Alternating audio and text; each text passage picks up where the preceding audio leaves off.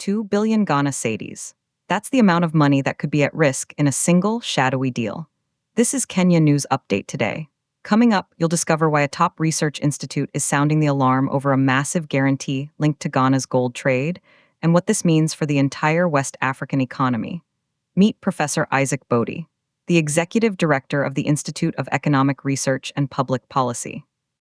On Tuesday, January 27, he stood before the press at the Ghana International Press Center and dropped a bombshell.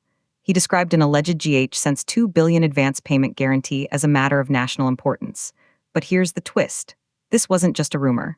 It was triggered by a public admission from a top official.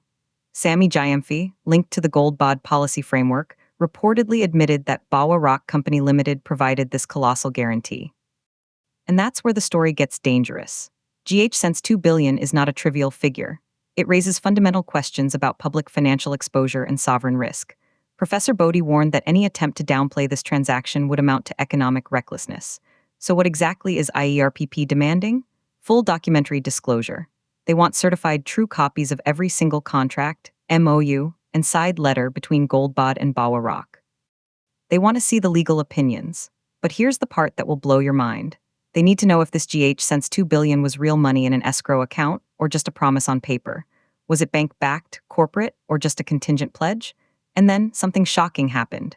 Professor Bodie provided a financial reality check. Under international financial reporting standards, guarantees are off-balance sheet exposures that become financial liabilities the moment they're triggered.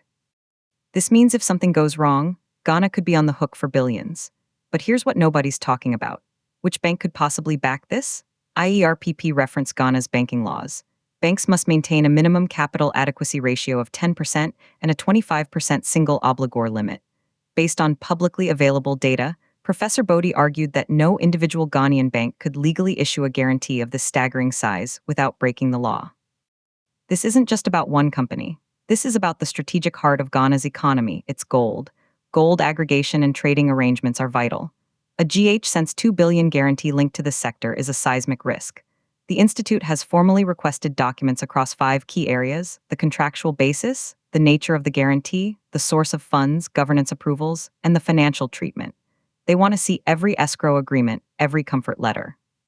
The stakes couldn't be higher. Some say this is just due diligence. Others see red flags for a potential financial crisis in the making. But if no Ghanaian bank can legally back this guarantee, where did the promise come from? The implications are massive.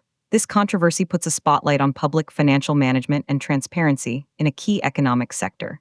It raises unanswered questions about oversight and sovereign risk that could affect investor confidence across West Africa. Do you think a GH2 billion guarantee should be kept secret? Drop your take in the comments. Subscribe to Kenya News Update today for more breaking news on stories that impact the continent.